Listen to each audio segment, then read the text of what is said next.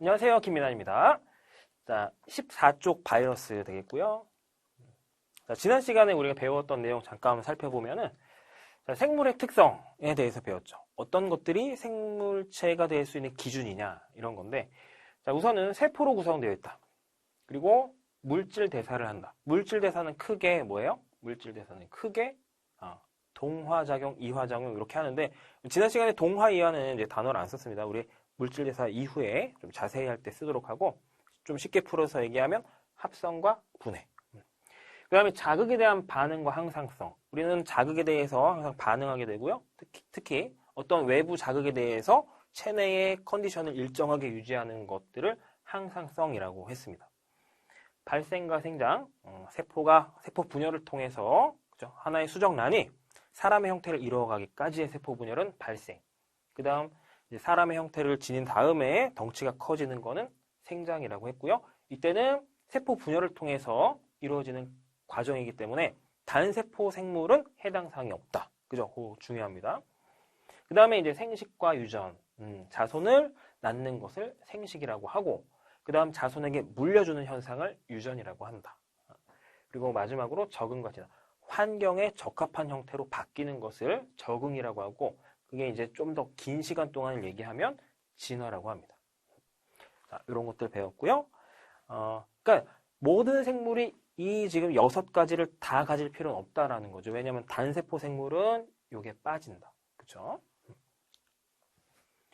자, 오늘 배우게 될 바이러스 한번 잘 보도록 할게요. 바이러스는 19세기 후반에 담배 모자이크병을 일으키는, 자, 요게 이제 처음 바이러스를 밝히게 된 사건이에요. 그래서 여러분들이 좀 아셔야 됩니다.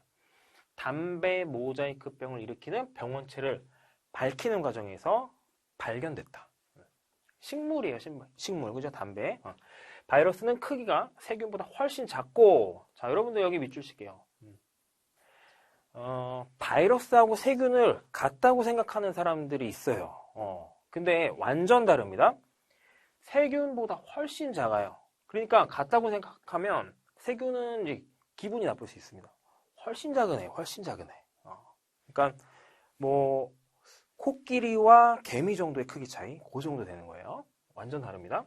자, 세포의 구조를 그리고 더 중요한 것은 세균은 생물인데 바이러스는 지금 이제 다루고 있지만 생물도 아니고 비생물도 아닌 그 중간 단계에 해당하는 녀석이에요. 세포의 구조를 갖추고 있지 않아. 자, 밑줄.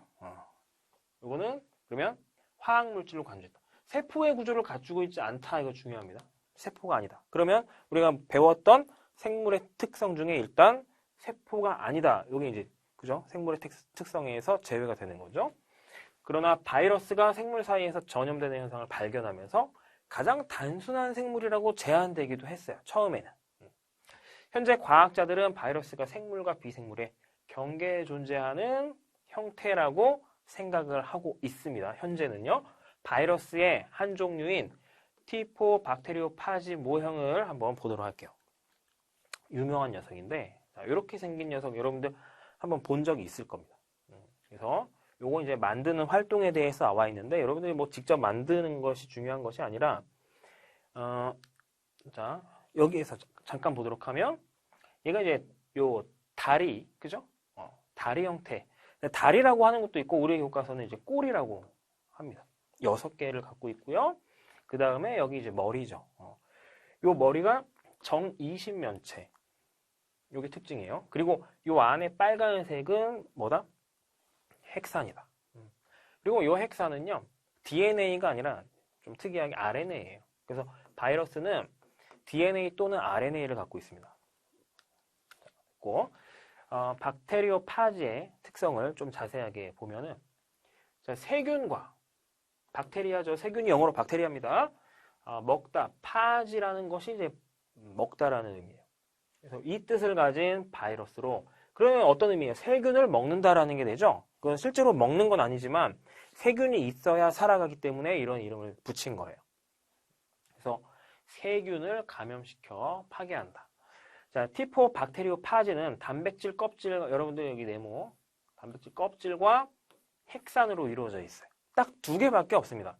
그러니까 핵산이 중요한 거죠. 왜냐하면 유전 정보를 포함하니까. 근데 그걸 감쌀 수 있는 단백질 껍데기가 있다 이 말이에요. 단백질 껍질은 세포막하고는 완전 다릅니다. 여러분들이 요거는 세포막이 아니다. 꼭 기억을 해야 돼요. 생명과학 2를 만약에 여러분들이 또 선택해서 배우게 된다면 세포막에 대해서 좀 자세하게 배우는데 세포막의 주성분은 인지질이라는 지방 성분이에요. 그래서 단백질 껍질과 세포막은 완전 다릅니다. 자, 이렇게 되어 있고 숙주세포 밖에서는 스스로 증식하거나 물질 대사를 못합니다. 숙주라는 건 여기 세균을 의미하는 거고요. 그러나 티포박테리오파지가 세균 표면에 부착하면 핵산을 세균 안으로 침투시켜요. 그림으로 볼게요. 자, 이렇게 딱 부착을 했죠? 그러면 이 안에 갖고 있던 핵산이 들어갑니다. 중요한 것은 핵산만 들어가요.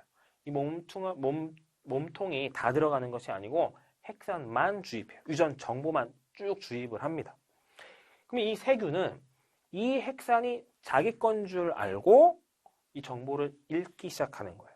그래서 이 정보에 따라서 DNA를 복제하기도 하고 여기 정보에 이 바이러스 껍질을 만드는 정보가 있는 거죠. 그래서 껍질을 만듭니다. 그럼 얘네들끼리 다 만들어지면 조립이 돼요. 그래서 새로운 파지들이 만들어지기 시작하고 얘네가 많아지면 이제 집이 좁아졌기 때문에 이사를 가기 위해 이 세균을 터뜨리고 나오는 거죠. 자, 아시겠죠? 자, 이 과정 중에서 중요한 게 있어요. 박테리오파지는 번식을 하죠. 어디에서? 숙주세포 안에서. 그런데 번식하긴 하는데 이 번식 방법은 세포 분열이 아닙니다. 자, 요거 꼭 기억을 하세요. 그죠? 세포가 아니기 때문에 분열한 게 아니에요. 그냥 만들어서 조립한 거지. 그래서 그런 내용들이 있고요. 자, 선생님이 아까 이제 언급한 내용들입니다. 여기 요거는 RNA에 해당이 됐고, 그 다음에 그죠? 그 다음에 생물적 특성과 비생물적 특성. 뒤에 페이지 보면서 한번 공부해 볼게요. 자, 바이러스는 주로 단백질과 핵산으로 이루어져 있고 세포의 구조를 갖지 않는다. 세포의 구조를 갖고 있지 않는다. 이거는 비생물적인 특성에 해당이 되겠죠. 그죠? 생명체 밖에서는 결정체로, 이것도 마찬가지 비생물적 특성에 해당이 된다. 결정체는 뭐예요? 그냥 알갱이 입자, 소금 결정 이런 말 들어봤죠? 그런 것처럼 비생물적인 특성을 얘기합니다. 자, 또 스스로의 밑줄 치세요. 별표. 스스로 물질 대사를 할 수 없다. 얘가 물질 대사를 하긴 합니다. 근데 어디에서 해요? 숙주 안에서 해요. 스스로는 못한다 이 말입니다.